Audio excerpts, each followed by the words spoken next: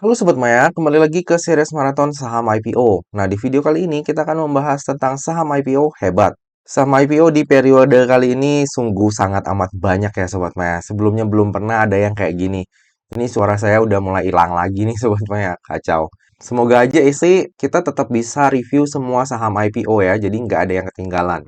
Pokoknya saya pasti akan selesaikan seperti biasa, walaupun saya sampai harus begadang. Oke, jadi PT Minahasa Membangun Hebat atau Hebat ini didirikan pada tahun 2020 dan bergerak di bidang real estate yang melakukan usaha pengembangan perumahan di kawasan Manado, Sulawesi Utara. Nah, untuk proyek Hebat ini diberi nama Sawangan Permai yang merupakan sebuah kawasan dengan luas sekitar 13 hektar yang memiliki beberapa kelebihan. Antara lain, berlokasi hanya berjarak tuh 3 menit dari jembatan Ring Road Paal 4, di mana dapat menjangkau fasilitas umum hanya dalam hitungan menit. Lalu di kawasan Sawangan Permai ini, Hebat juga menyediakan berbagai macam fasilitas internal khusus untuk para penghuninya, antara lain clubhouse, panoramic swimming pool, barbecue pit, dan juga komunal area. Nah, ini adalah rekam jejak dari Hebat, baru didirikan di tahun 2020 ya Sobat Maya. Dan kerennya adalah, waktu didirikan udah berhasil melakukan penjualan unit rumah ya. Lalu di tahun 2021 untuk penjualan unit rumahnya semakin besar, semakin banyak. Dan di tahun 2022 pun penjualannya semakin meningkat ya Sobat Maya ya. Dan hingga di tahun 2023 ini masih terus melakukan pemasaran. Dan ingin melakukan persiapan untuk proyek terbarunya di beberapa lokasi di kota Manado. Nah, ini adalah klaster-klaster yang diproduksi ataupun yang dibangun oleh Hebat. Ada klaster Boulevard, lalu ada klaster Buneken, lalu ada klaster Rosewood, dan juga klaster Valley. Nah, ini adalah para pemegang sahamnya. Hanya ada 3 Sobat Maya, yaitu Bapak Hendra Sutanto, lalu ada Bapak Rudi Gunawan, dan juga Bapak John Fieris. Nah, menariknya, para pemegang saham ini itu masih ada kaitannya, atau dengan kata lain, ini para pemegang saham dari FITT juga nih Sobat Maya. Kalau misalnya Sobat Maya lihat harga FITT sekarang, lagi digoreng ya Sobat Maya ya. Jadi ini menurut saya merupakan salah satu faktor positif ya di IPO-nya Hebat ini. Terlebih untuk momentum jangka pendek. Nah, ini adalah laporan kinerjanya. Kalau misalnya kita lihat di sini Sobat Maya, dari tahun 2021 ke tahun 2022, penjualannya itu naik signifikan ya Sobat Maya. Dan kalau misalnya kita lihat per 31 Mei 2023, ini bakalan lebih gede lagi ya di tahun 2023 ini untuk penjualannya. Dan untuk laba bersihnya juga meningkat signifikan ya dari tahun 2021 ke tahun 2022.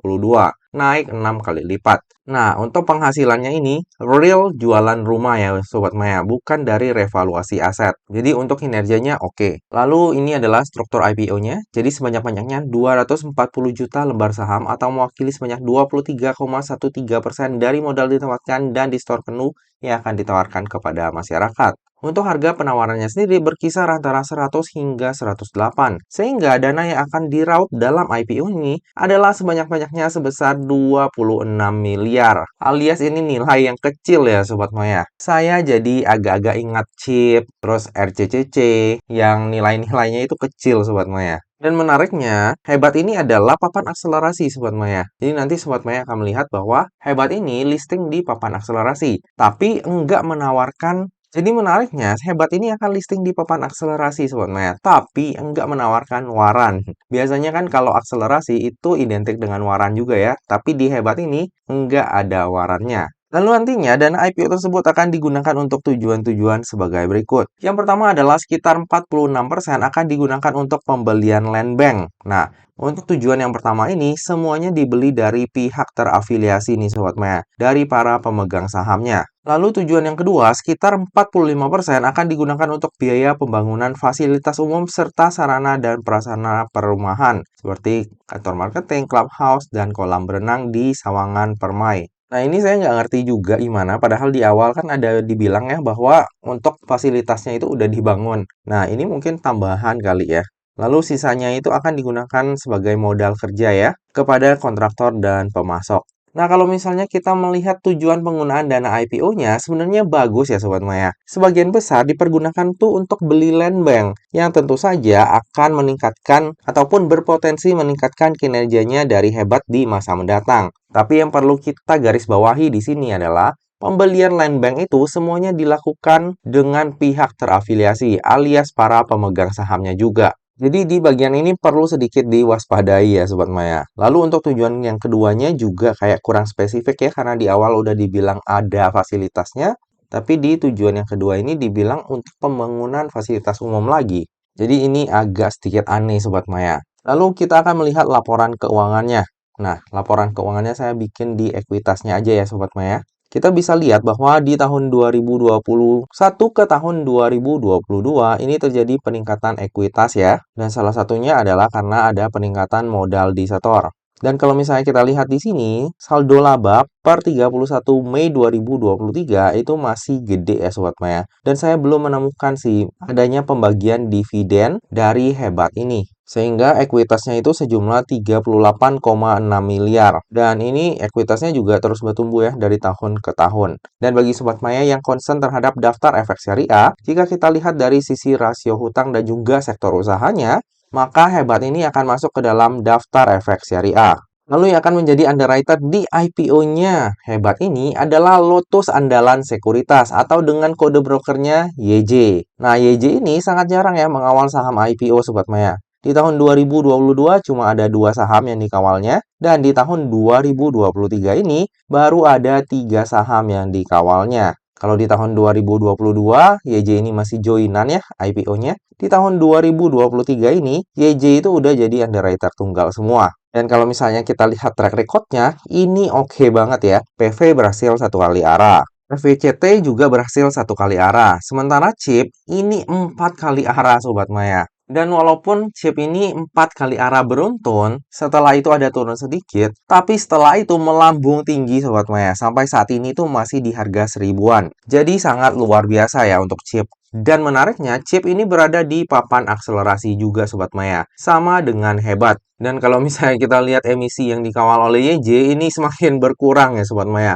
52, 44, 32, sekarang di Hebat 26 bio. Jadi menurut Sobat Maya, dari sisi underwriter menarik nggak? Kalau bagi saya pribadi, menarik sih Sobat Maya. Jadi apakah YJ ini akan mengawal saham IPO Hebat seperti saham-saham IPO lainnya? Mari kita tunggu aja ya. Nah, ini adalah valuasi dari Hebat. Saya bikinnya itu di rentang harga IPO-nya di 100 dan 108. Kalau misalnya nantinya Hebat ini listing di harga terendahnya atau di harga 100, maka PER-nya itu akan berada di 18,31 kali dan PBV-nya di 1,66 kali. Sementara market cap-nya berada di 104 miliar. Lalu jika nantinya Hebat ini listing di harga tertingginya yaitu di harga 108, maka PER-nya akan berada di 19,77 kali dan PBV-nya berada di 1,74 kali. Dan market cap-nya berada di 112 miliar. Secara valuasi, Hebat ini nggak mahal ya Sobat Maya, malah tergolong murah untuk saham IPO. Cuma memang kalau misalnya kita bandingkan dengan perusahaan di sektor properti yang udah listing duluan, ya Hebat ini masih agak mahal. Tapi untuk ukuran saham IPO, Hebat ini termasuk murah. Oke, dari tadi udah banyak hal yang kita bahas, sekarang tiba juga kita ke bagian kesimpulan. Kesimpulan yang pertama, menurut saya pribadi, secara fundamental, Hebat ini kurang menarik ya. Prospek usahanya juga kurang meyakinkan. Namun pemegang saham Hebat dan Fit ini adalah orang yang sama. Dan menurut saya pribadi, hal ini menjadi hal yang lumayan menarik untuk momentum jangka pendek. Kesimpulan yang kedua, valuasi Hebat tergolong murah ya untuk ukuran saham IPO. Untuk tujuan penggunaan dana IPO-nya juga sebenarnya cukup bagus. Namun, sebagian besar dipergunakan untuk transaksi afiliasi. Lalu kesimpulan yang ketiga, underwriter dari IPO-nya Hebat ini adalah YJ. Nah, IPO terakhir yang dikawal oleh YJ itu adalah chip yang berhasil arah hingga 4 kali. Dan setelah itu harganya pun masih terus menanjak.